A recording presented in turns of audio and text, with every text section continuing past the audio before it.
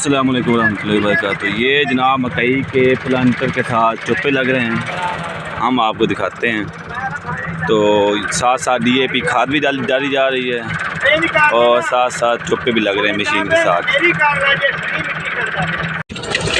ये जी चोप्पे लग रहे हैं मकई के।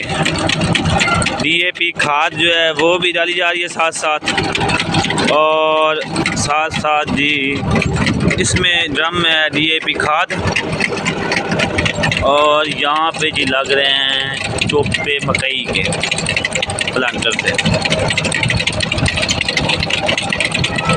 एक बंदा पीछे होना लाजमी है, क्योंकि उसमें कोई गंद आ जाए, कोई वगैरह वगैरह सिस्टम यानी कि घास आ जाए तो वो निकालने के लिए एक बंदा ज़रूर पीछे होना चाहिए।